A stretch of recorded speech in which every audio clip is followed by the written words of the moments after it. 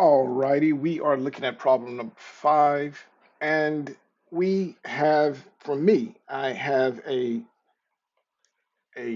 spring force constant of 0.0001 plus or minus 0.00001.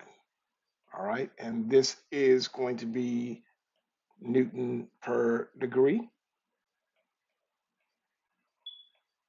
Okay, and I also have a angle of rotation, which is just theta, and this is going to be 19.1 plus or minus 4.8 degrees.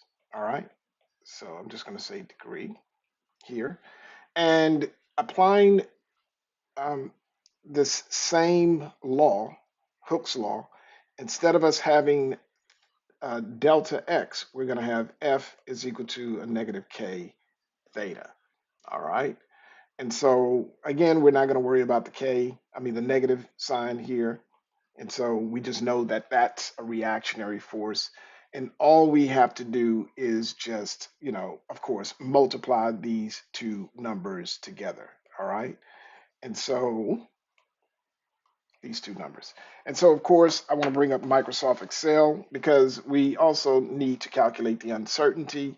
And I am a big fan of using Excel to do a lot of calculations. So I'm going to go ahead and call this one problem 5. Okay. And so let me just go ahead and place this information in. So we have a force spring constant.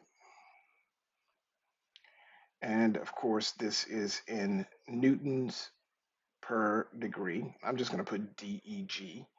All right. And I do want to go ahead and do some formatting here real quick. Wrap that text. And let me just fill this to the right once.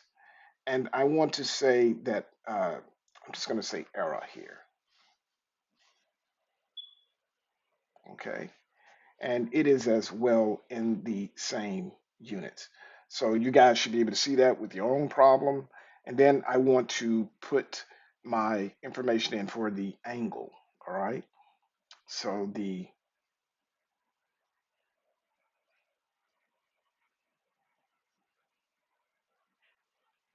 just going to call it the spring rotation angle. And this is going to be in degrees. All right.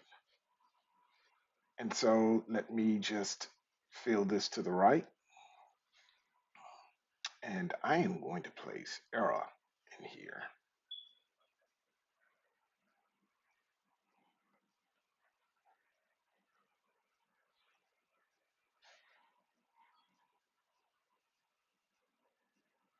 All right, that's probably too big, but let's go ahead and put these numbers in. So for me, I actually have 0.003001 for the first one, and then I have 0.000. I have 4 zeros for the second one for my uncertainty. And then for the angle, I actually have 19.1. And then for the uncertainty in my angle, I have 4.8. Okay. So of course, we can go ahead and find the applied torsion to the spring. Uh, Interesting. And so I'm going to go ahead and say um,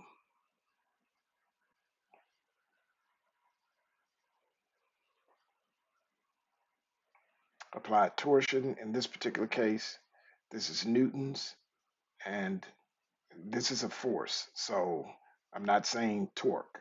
It's applied torsion. So equals to the force constant times the angle.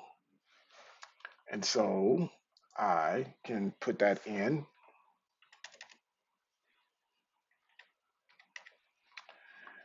and I'll just check it for myself.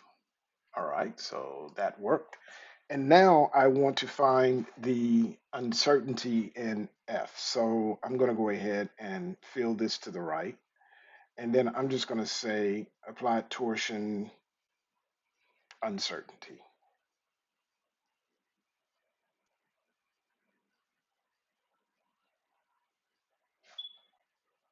Okay. So this again is in newtons. And in this particular case, we are going to use something very similar to what we did before. Okay. And this is in your handout. And we're going to use, and I say your student manual. We're going to use delta F over F, since we're looking for delta F squared equals to delta K over K plus delta theta over theta. All right. And this is just going to be delta F equals to the square root of delta K over K squared plus delta theta over theta squared. I'm going to close that, and then we're going to multiply that times F. So this is the formula that we're going to use. We know that we have all of this information so far. And so let me bring up Microsoft Excel again. So my uncertainty, that's going to be equal to SQRT. Oh, that should be an equal sign, equals to SQRT. Okay. And then, of course, we're going to have the power, and that's the power. The first one was K, if we remember. So we have our spring force constant. That's going to be that. That's the error associated with that, divided by the spring force constant to the power of 2. Then I'm going to say plus the power of, and we're now going to do our angle. So we have our angle, our error and our angle divided by the um, the angle, and then we want that to be squared. Now I did make a little mistake here. Did I? Oh, I made a mistake here. So I don't need that parenthesis. But I do need a parenthesis to close out the square root. And remember, we wanted to multiply this times the force that we calculated, and that's our applied torsion. So this is equal to this. And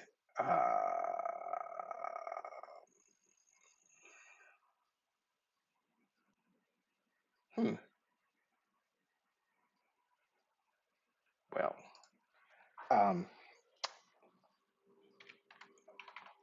I'm getting 0.0051, and I am pretty sure that this is not going to, uh-oh, I used the wrong thing here. This is not 3 zeros. I mean 4 zeros. It's actually 3. So how in the world did I come up with the right answer? Oh, I didn't use uncertainty at first. Okay. So I have 0 zeros, 1 9.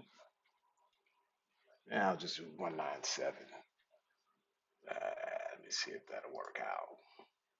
All right, so I'm getting correct answers for both of those. If you guys are not getting correct answers, but you're getting close, just let me know. There might be a little tweak that needs to be done. Um, but yeah, that is the end of it.